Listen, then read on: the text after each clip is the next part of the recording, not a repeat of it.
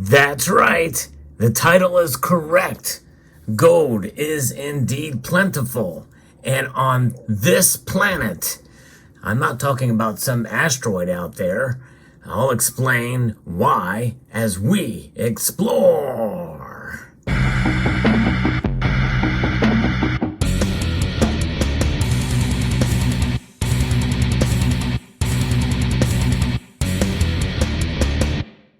Who would have thought that this news would come out?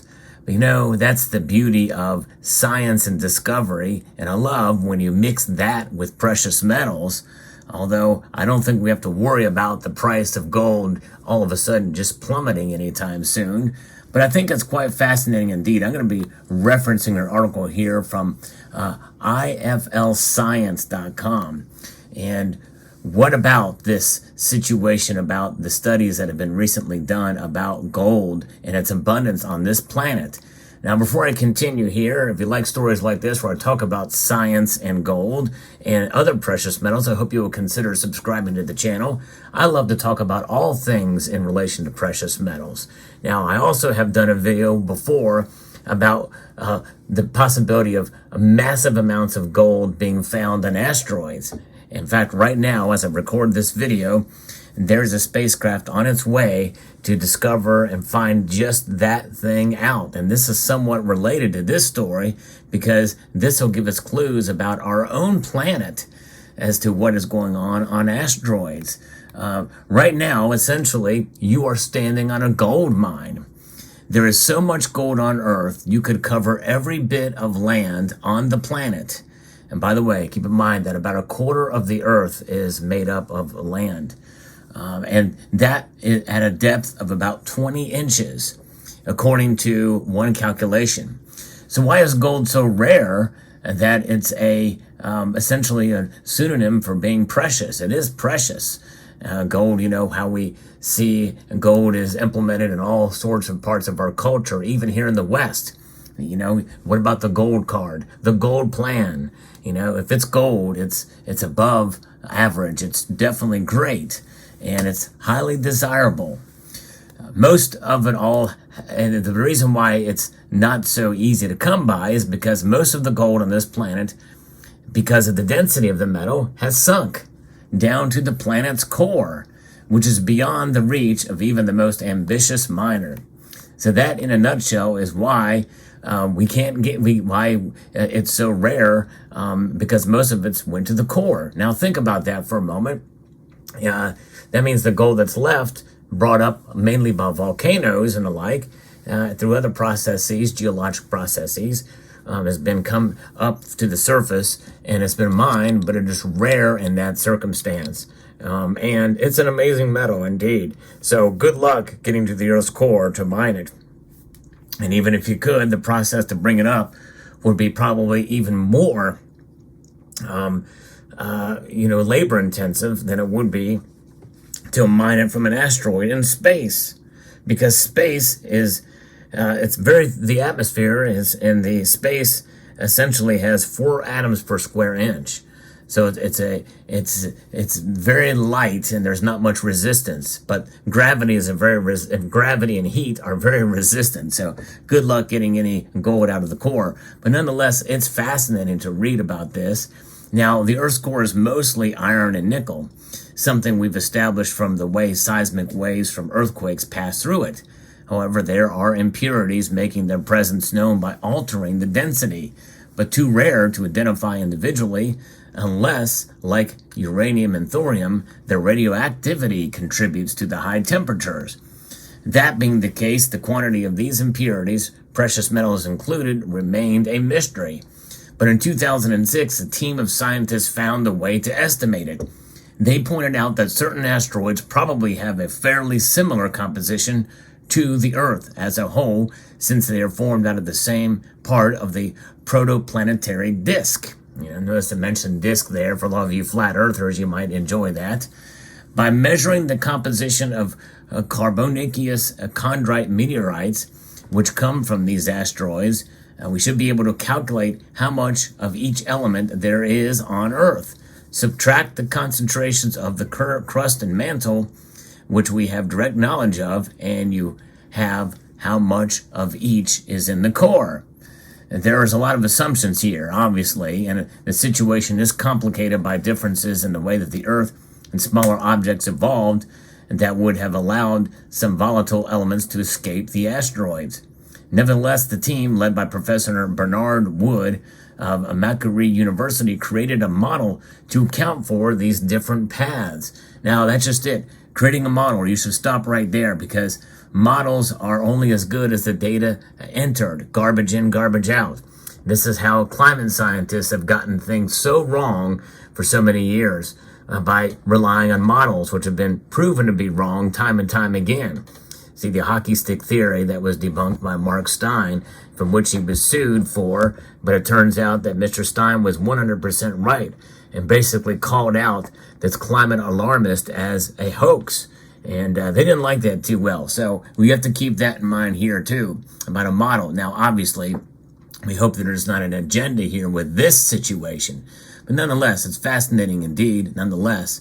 And hopefully some of the data put into this model will be good.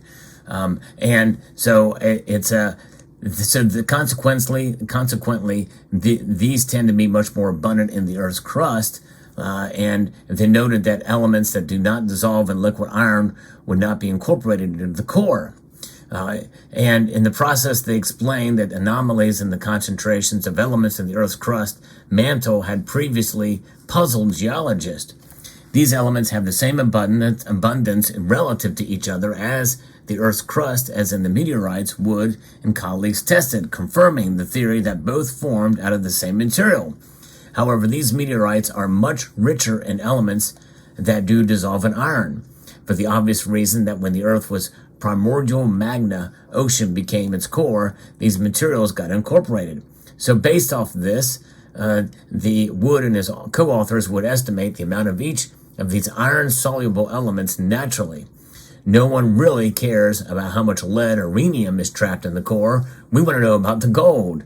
We can say that more than 99% of the Earth's gold is in the core. Now, the core is a big space, so there's a lot of other elements in there, but there's an abundance of gold there. The same logic indicates the surviving asteroids, particularly those thought to represent the cores of planetesimals, retain large quantities of these elements. Getting to these is difficult, but a lot easier than drilling to the core, which is why NASA plans to launch a probe to Psyche. In fact, it's already on its way. It's the heaviest such asteroid in 2 months' time. Reports of the Psyche mission often feature ridiculous estimates of the asteroid's value, ignoring the fact that if such a source of precious metals became available, prices would plummet. The same applies to minerals trapped in the core. If somehow the gold there was released, so we were all tripping over nuggets on the surface, no one would pay anything for them. It's a nice image to think of. We all could step outside and be knee deep in this stuff, but if we did, no one would care, and it's not going to happen by the way either. But it's an interesting discussion. It's fascinating to see how much gold will be in the ground, and I think in a way there's some divine intervention here. Gold is such an amazing metal. It's mentioned along with silver over 400 times in the Bible, and I believe that God knew just how much to make available to us to make it beautiful and rare.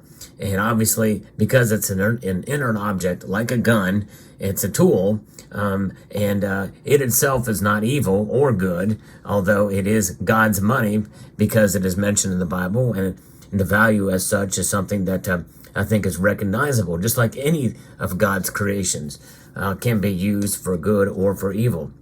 And I think gold is no exception. So no fear of our gold being devalued by mining a whole bunch of it from the earth.